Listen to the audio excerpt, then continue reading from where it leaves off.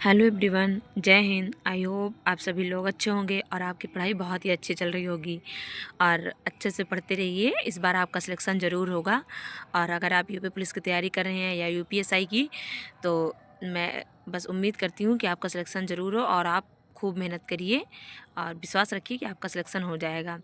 तो जैसा कि हम इम्पॉर्टेंट वीडियो बना रहे हैं, शॉर्ट वीडियो, जिसमें कुछ इम्पॉर्टेंट टॉपिक कवर कर रहे हैं, तो उसी क्रम में आज का यह वीडियो गंगा नदी और उसकी सहायक नदियों के कुछ इम्पॉर्टेंट फैक्ट के बारे में है। जैसे अगर आप मॉक टेस्ट दे रहे हैं या प्रीवियस ईयर क्वेश्चन सॉल्व कर रहे हैं, तो definitely you have seen that इसमें कुछ उसके राइट साइड से या लेफ़्ट साइड से मिलने वाली नदियाँ पूछी जाती हैं, कुछ शहर पूछे जाते हैं जो गंगा नदी के किनारे और उसके तट पर स्थित हैं, या गंगा नदी के कुछ फैक्ट पूछे जाते हैं। तो उन सबको आज हम थोड़ा शॉर्ट वीडियो में देखेंगे और आप पढ़ चुके हैं तो थोड़ा इसका रिवीजन कर लीजिए। ओके, तो चलिए देखते हैं गंगा नदी इम्पॉर्टेंट फैक्ट। ओके, तो पहला जैसे है, इसका उद्गम स्थल कहाँ है? गंगोत्री हिमनद गोमुख उत्तराखंड। ये कहाँ है? गोमुख उत्तराखंड में है। तो आप इसको सबसे ज्योग्राफी पढ़ने का अच्छा तरीका होता है कि आप मैप से याद करें। तो जैसे यहाँ उत्तराखंड है तो यूपी यहाँ है, तो गंगा नदी यहाँ से निकलती है। गोमुख, इस जगह को गोमुख कहा जाता है। ओके, आगे देखते हैं इसका प्रारंभिक नाम क्या था। तो इसका प्रारंभिक नाम भागीरथी था। और देवप्रयाग में भागीरथी प्लस अलकनंदा जब मिलती है तब यह गंगा बनती है। मतलब इसका नाम पहले से ही गंगा नहीं था, इसका नाम भागीरथी था। जैसे आप पंचप्रयाग पढ़ेंगे, देवप्रयाग, नंदप्रयाग, तो उसको अलग वीडियो में देख लेंगे। लेकिन अभी देखिए कि देवप्रयाग में जब भागीरथी भागीरथी इधर से आती है ऐसे, क्योंकि भागीरथी इधर से आती है, और अलकनंदा ये पहले से आ रही होती है इधर। इसमें धौली गंगा भी मिलती है और तब यहाँ पे नंदाकिनी मिलती है, तो यहाँ पे नंदप्रयाग बनता है। ऐसे ही सारी नदियाँ मिलती हैं। तो जैसे यहाँ पे ये इधर से भागीरथी आ रही है तो अलकनंदा इसका नाम ही है इधर से, तो यहीं पे देवप्रयाग बनता है। ठीक है, आगे देखते हैं। इसकी लंबाई 2525 किलोमीटर होती है, जो कि कई बार ये स्टैटिक जीके की तरह फैक्ट में पूछा जाता है। आप इसे एक बार देख लें। और यह भारत की सबसे पवित्र नदी है, ये तो आप सभी जानते होंगे। और गंगा का बेसिन, ये भी इम्पॉर्टेंट है कि भारत का सबसे बड़ा नदी बेसिन है, गंगा का सबसे बड़ा नदी बेसिन है। ओके, और इसका मुहावना मुहावना जहाँ इसका एंड होता है कि ये वे ऑफ बंगाल में इसका एंड होता है। ओके, बंगाल की खाड़ी में है। आगे देखते हैं, डेल्टा बनाती है जो जिसका नाम क्या है? सुंदरवन डेल्टा, जो कि विश्व का सबसे बड़ा डेल्टा है। मतलब गंगा नदी से डेल्टा बनता है। और आप देखेंगे तो सब सारी नदियों से डेल्टा बनता भी नहीं है, तो गंगा नदी से जो डेल्टा बनता है उसे सुंदरवन डेल्टा कहा जाता है और यह विश्व का सबसे बड़ा डेल्टा होता है। ओके, चलिए देखते हैं। अब यह बहुत ही ज़्यादा इम्पोर्टेंट है कि गंगा नदी पर स्थित प्रमुख शहर। तो गंगा नदी पर हरिद्वार, कानपुर, प्रयागराज, वाराणसी और पटना और कोलकाता। ठीक है, ये भी इम्पॉर्टेंट है क्योंकि जैसे ये बिहार में है तो हम लोग नोटिस नहीं करते कि हाँ कितना इम्पॉर्टेंट है।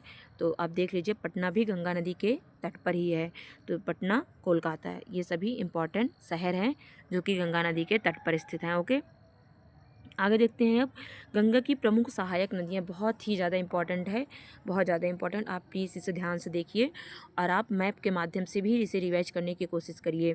जैसे कि इसके बाएं तट की, तो आप जब देखेंगे कि उत्तराखंड यहाँ से गंगा नदी निकल रही है, यूपी इधर बिहार से होते हुए पश्चिम बंगाल की ओर जा रही है, तो यहाँ इसकी सहायक नदियाँ ऐसे, तो बाएँ इधर से जो आ रही है वो बाएँ तट से, जो इधर से जा रही है वो दाएँ तट से। तो जैसे यहाँ पे रामगंगा नदी, गोमती नदी, आप मैप से याद करेंगे तो आपको बहुत जल्दी याद हो जाएगा। लेकिन जैसे हम इसमें फैक्ट देख रहे हैं, मैं आपको बता रही हूँ, आप मैप ज़रूर बना लीजिए और उस वैसे ही याद करिए।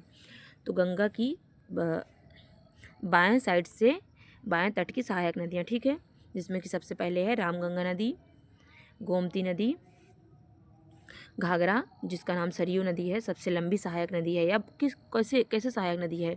बाएं तट की, वैसे तो यमुना नदी इसकी लंबी सहायक नदी है, लेकिन बाएं तट की घाघरा जो कि सरयू नदी है, गंगा की सबसे लंबी सहायक नदी है। ओके, और क्या है? गंडक नदी, कोसी जिसे भारत का शोक कहा जाता है, महानंदा नदी। ओके, आगे देखते हैं। दाएं तट की सहायक नदियाँ, जिसमें कि यमुना है सबसे बड़ी सहायक नदी, और वो क्या थी? सबसे लंबी सहायक नदी। ठीक है, सबसे क्या है? यमुना सबसे बड़ी सहायक नदी। टोंस यमुना की सबसे बड़ी सहायक नदी है। टोंस जो है यमुना की सबसे बड़ी सहायक नदी है। ठीक है, और गंगा की भी है। क्योंकि वो उसी में जाके मिल रही है। और चंबल बेतवा, ठीक है। आगे देखते हैं केन सोन। तो अब आपने कितना देखा, दाएं तट से यमुना, यमुना रिवाइज करिए, यमुना, टोंस, चंबल, बेतवा, केन। यमुना, टोंस, चंबल, बेतवा, केन गंगा नदी के दाएं तट की सहायक नदियां हैं। यमुना, यमुना, टोंस, चंबल, बेतवा, केन, सोन, ठीक है। और यह दाएं तट की सबसे लंबी नदी है। अब जैसे आपने बाएं तट में क्या देखा था, रिवाइज करिए। बाएं तट में आपने कौन सी नदी देखा था, घाघरा, जिसका नाम सरयू नदी भी है। कि दाएं तट की सहायक नदी, जिसमें ये सोन नदी दाएं तट की सबसे लंबी नदी है। तो हमने जैसे बाएं में देखा था कि घाघरा जो कि सरयू है, यह बाएं तट की सबसे लंबी सहायक नदी है, ठीक है। ये देखिए, तो आगे देखते हैं हम। अब आप ऐसे रिवाइज करिए एक बार कि बाएं तट में सहायक नदियाँ कौन कौन सी हैं। देखिए, रामगंगा, गोमती, घाघरा, गंडक, कोसी, महानंदा, ठीक है। और बाएं तट में, अब दाएं तट में रिवाइज करिए, यमुना, टोंस, चंबल, बेतवा, केन, सोन। सोन जो कि दाएं तट की सबसे लंबी सहायक नदी है। आगे देखते हैं कुछ परीक्षा में बार बार पूछे जाने वाले इंपॉर्टेंट फैक्ट, ओके। जो कि यह गंगा की सबसे लंबी सहायक नदी घाघरा है। गंगा की सबसे बड़ी सहायक नदी यमुना है। तट की सबसे लंबी नदी सोन नदी है। भारत का सबसे बड़ा डेल्टा सुंदरबन डेल्टा, जो किस नदी से बनता है, गंगा नदी से बनता है। कोसी नदी किस नाम से प्रसिद्ध है, भारत का शोक कहा जाता है इसे, ठीक है। तो ये रहा आज का वीडियो, जो कि गंगा और उसकी सहायक नदियों के कुछ इंपॉर्टेंट पॉइंट के बारे में रहा। आई होप आपको वीडियो अच्छा लगा हो और आप ऐसे ही रिविज़न करते रहिए। Okay, so thank you everyone for watching this video. हम जल्दी कुछ और नए टॉपिक पे वीडियो लाएंगे जो कि बहुत ही इंपॉर्टेंट होंगे आपके एग्ज़ाम के अकॉर्डिंग। तो आप उन वीडियो को देखिए और अपना टॉपिक रिवाइज कर दिए। Okay, thank you everyone.